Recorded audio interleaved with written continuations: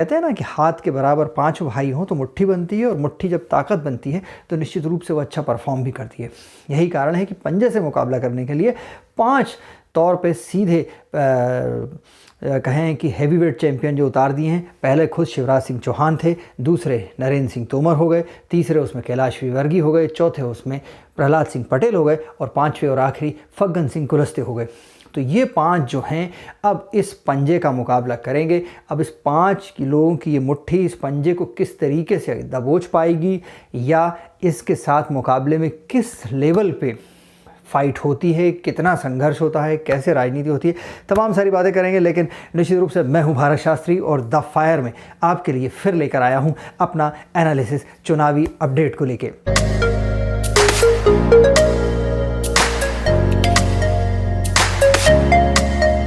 क्योंकि पहली लिस्ट में भी 39 नाम थे, अब दूसरी लिस्ट में भी 39 नाम हैं, तो ये तो क्या कौन सा नंबर का फेर है ये तो वही से बता पाएंगे। लेकिन मैं आपको यहाँ इतना ज़रूर बता सकता हूँ कि अब बीजेपी में जिस तरीके से मध्य प्रदेश में बात हो रही थी कि लाडली बहना जो है वो गेम चेंजर बनेगी, तो यहाँ लाडली बहना को 5 भाई अब मिल गए हैं।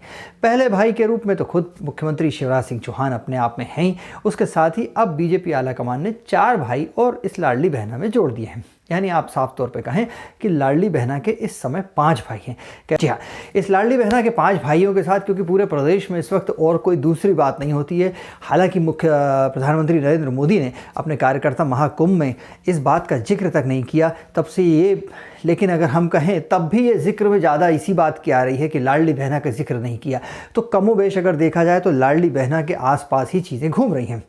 तो मध्य प्रदेश में मुख्यमंत्री शिवराज सिंह चौहान जिस तरीके से लाडली बहना को हाईलाइट कर रहे हैं, प्रोजेक्ट कर रहे हैं, और उनका साफ तौर पे वो ये मानना चल रहा था कि ये गेम चेंजर बनेगी, ये निश्चित रूप से बीजेपी के वोट में भी इजाफा करेगी और उसके साथ साथ में सीटों में भी इजाफा करेगी। लेकिन बीजेपी आलाकमान ने जिस तरीके से नाम के साथ 39 उम्मीदवारों की लिस्ट जारी करी, जिसमें 3 केंद्रीय मंत्री सहित सांसद मैदान में उतार दिए हैं, उसके बाद से प्रदेश की राजनीति एकदम अलग नए सिरे पे हो गई है। कांग्रेस भी अपनी स्ट्रेटजी को सोच रही है, लेकिन जिस तरीके से इसमें जो प्रमुख कद्दावर नेताओं की मैं बात करूं तो उसमें पहला नाम आता है नरेंद्र सिंह तोमर का। जी हाँ, जो चुनाव अभियान समिति के सब कुछ हैं, संयोजक हैं, कर्ता धर्ता हैं, और उनको सामने सारे ही लोग टिकट मांग रहे थे, वो रिकमेंड कर रहे थे। लेकिन अब आज की डेट में वो खुद भी मध्य प्रदेश की 230 विधानसभा सीटों में से एक दिमनी विधानसभा सीट के उम्मीदवार हैं। जिसमें मैं एक बात और आपको यहाँ बताता चलूँ कि ये जो 4 नाम मैंने आपको बताए, इनमें से कोई 10 साल से चुनाव नहीं लड़ा है, कोई 15 साल से, कोई 20 साल से विधानसभा का चुनाव नहीं लड़ा है। तो आप सीधे तौर पे कहें कि ये लोग सीधी फाइट में आए हैं। जो बात करते हैं सिलसिलेवार, जिस तरीके से नरेंद्र सिंह तोमर को यहाँ चुनाव के मैदान में उतारा है, तो दिमनी विधानसभा सीट चूँकि ग्वालियर चंबल में आती है, खुद नरेंद्र सिंह तोमर एक बार मुरैना से जीते, फिर ग्वालियर से जीते, फिर मुरैना से जीते, तो निश्चित रूप से अब उनके सामने ये दिमनी विधानसभा का चुनाव है। न केवल दिमनी विधानसभा चुनाव उनको जीतना है, बल्कि इसके साथ साथ ग्वालियर चंबल संभाग में भी विनिंग सीटें निकाल के लाना है।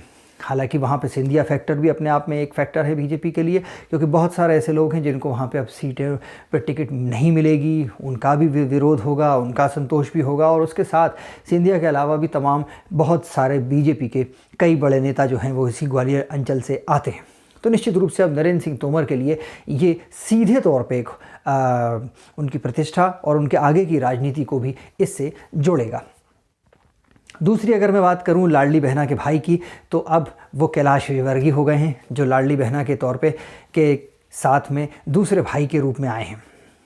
उनके जिम्मेदारी में इंदौर एक है, लेकिन न केवल इंदौर एक की हम बात कर सकते हैं उनके साथ, क्योंकि वो मालवा के साथ उनका चेहरा जोड़ा जाता है। और अब मालवा में जहाँ तक उम्मीद की जा रही है कि कांग्रेस बहुत अच्छा प्रदर्शन करेगी, तो ऐसे में भी कैलाश विजयवर्गीय के लिए एक बड़ी चुनौती होगी कि कैसे मालवा में बीजेपी की संख्या सीटों की बढ़ाई जाए, क्योंकि अब इसके साथ ही वो अपनी इंदौर एक की सीट में भी घिरे रहेंगे। और अब वो किस तरीके से मालवा को लेकर अपनी स्ट्रेटजी बनाते हैं, क्योंकि अभी तक तो जैसा उनका मत था कि वो ना चुनाव लड़ने में इंटरेस्टेड थे, और उनका तो यही था कि वो सभाओं को अटेंड करेंगे, पर अब अचानक जिस तरीके से उनको उम्मीदवारी दी है और जिस तरीके के कैलाश विजयवर्गीय मंझे हुए राजनेता हैं, उसमें ये तो बहुत अभी कहना मुश्किल होगा कि उनको मुकाबले में कोई हरा भी सकता है। लेकिन केवल उनके साथ इंदौर एक की सीट नहीं, आसपास की तमाम सीटें भी ऐसी जुड़ी हुई हैं जिनके साथ उनको मुकाबला करना होगा, और तमाम सीटों के लिए सीधे तौर पे उनको अब बीजेपी आलाकमान ने झोंक दिया है। यहाँ मैं आपको ये भी बताता चलूँ कि पिछले 18 साल से प्रदेश के मुख्यमंत्री शिवराज सिंह चौहान हैं, जिनको हटाने को लेके, कभी बदलाव को लेके, नेतृत्व बदलाव, मुख्यमंत्री के बदलाव, ऐसी तमाम बातें पिछले कई सालों से लगातार हो रही हैं। लेकिन शिवराज सिंह चौहान वहीं के वहीं आज भी मुख्यमंत्री हैं। पर जो नाम हमेशा सामने आते रहे, उन नामों की अगर मैं बात करूं तो उसमें नरेंद्र सिंह तोमर, कैलाश विजयवर्गीय, प्रहलाद पटेल, तमाम यही सब नाम जो है सामने आते रहे। और अब इन सभी मुख्यमंत्री पद के जितने दावेदार हैं, उनको सीधे चुनाव के मुकाबले में जिस तरीके से आला कमान ने उतारा है, वो इनकी प्रतिष्ठा, इनके आगे की रणनीति और आगे के जिस तरीके से पॉलिटिकल करियर है, उसकी भी लाइन तय करेगा।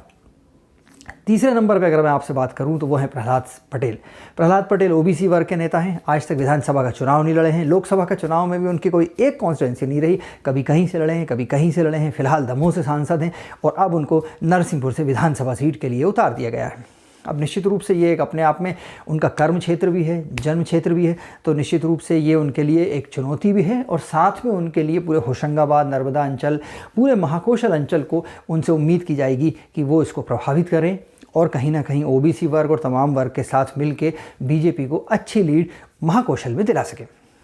अगर हम बात करें चौथे बहन के भाई की, तो वो बने हैं फग्गन सिंह कुलस्ते। जी हाँ, आदिवासी वर्ग से आते हैं।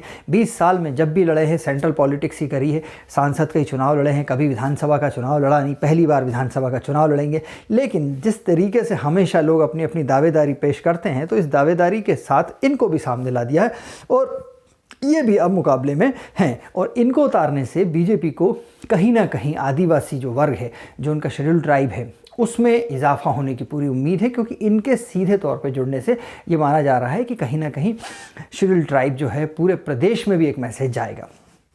देखिए, अब ये तो बात हो गई एनालिसिस की, लेकिन इसके साथ आप मोटी मोटी बात ये समझ लीजिए कि अगर इन सारी इक्वेशन में ये सारे के सारे जो लाडली बहना के भाई हैं अगर अच्छा परफॉर्म करते हैं, तो निश्चित रूप से एक तीर से दो निशाने किए गए।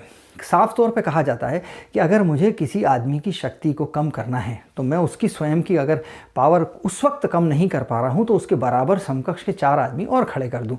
ये पॉलिटिक्स में सीधा तौर पे तो यही इक्वेशन इस समय की गई है। तो भले शिवराज को सीएम प्रोजेक्ट ना किया हो, लेकिन निश्चित रूप से सीएम के शिवराज सिंह चौहान जो है प्रदेश की राजनीति में आज की जिस तरीके से अपनी दमदारी रखते हैं और जिस उनके आसपास ही, और यही कारण है कि उन्होंने अपने तौर पे लाडली बहना को पूरे तरीके से गेम चेंजर के रूप में प्रदेश की जनता के सामने रखा और उन्होंने साफ तौर पर कहा कि तुम्हारा भाई यहाँ पर है।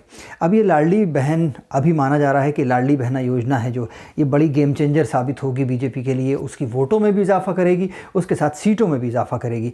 अब इसमें जो सबसे बड़ी बात है वो ये देखना होगा कि लाडली बहना के साथ ये जो 4 भाई और बुके में शामिल हो गए हैं, तो अब ये 5 भाइयों का जो बुके बना है लाडली बहनों का, इस बुके में कौन कैसा परफॉर्म करता है ये तो चुनाव के रिजल्ट बताएंगे। लेकिन इतना ज़रूर मान लीजिए कि लाडली बहना गेम चेंजर के रूप में क्या दिखा पाएगी, कितना असर डालेगी, इसके साथ साथ लाडली बहना के ये जो भाई अभी मैदान में हैं, ये गेम चेंजर के रूप में कितना अपने आप को साबित कर पाएंगे, ये भी देखना बेहद दिलचस्प होगा, जो मध्य प्रदेश की राजनीति और मध्य प्रदेश की दशा और दिशा दोनों तय करेगा और मध्य प्रदेश को चुनाव के बाद एक नई दिशा में लेकर भी जाएगा। तो मेरा साथ चुनावी विश्लेषण आपको कैसा लगा वो भी मेरे कमेंट बॉक्स में लिखिएगा। इस तरीके के और का लगातार विश्लेषण आपके सामने करता रहूँगा। तो मेरे चैनल पे बने रहिए। द फायर को फॉलो भी करिए और अगर चैनल अच्छा लगे मेरा तो उसको सब्सक्राइब भी करिए। नमस्कार।